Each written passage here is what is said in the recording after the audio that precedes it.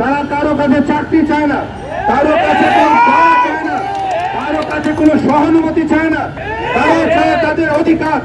তো যে অধিকার, কোটা বৈষম্যের অধিকারের মাধ্যমে আজকের এই দেশের এই পরিবর্তন, সেই জায়গায় এখনো কেন এই বৈষম্য দিয়ে আছে? তাদের এই যৌক্তিক দাবি কেন এখনো পর্যন্ত পূরণ হচ্ছে না?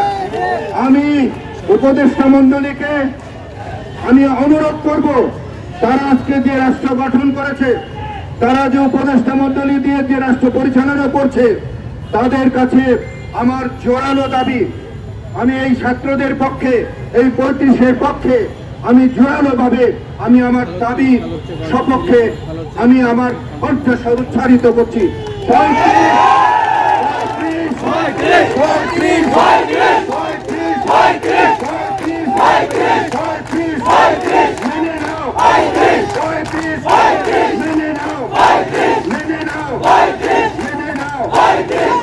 আমি আশা করব আপনারা বৈষম্যের মাধ্যমে এই দেশটিকে আজকে এই জায়গায় নিয়ে এসেছে। আবার কেন এই বৈষম্য থাকবে? এই বৈষম্য থাকতে পারে না, এবং এটি অত্যন্ত একটি যৌক্তিক দাবি। আপনারাও ছাত্র ছিলেন, আপনারাও ছাত্র থেকে আন্দোলন করেছেন। আজকে এই ছাত্রদের প্রতি আপনাদের কেন সহমর্মিতা কেন নেই? আমি এটি আপনাদের কাছ থেকে জানতে চাই।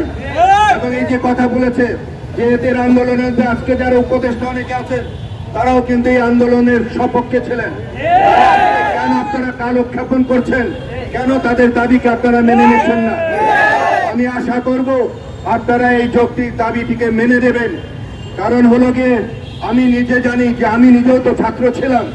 একটি ছাত্রের জীবনে একটি ছাত্র এত কষ্ট করে পরিশ্রম করে লেখাপড়া করার পর তার রুজি রোজগারের জন্য যদি কোনো সুযোগ সে যদি না পায়, তাহলে তার জীবনটাই শেষ।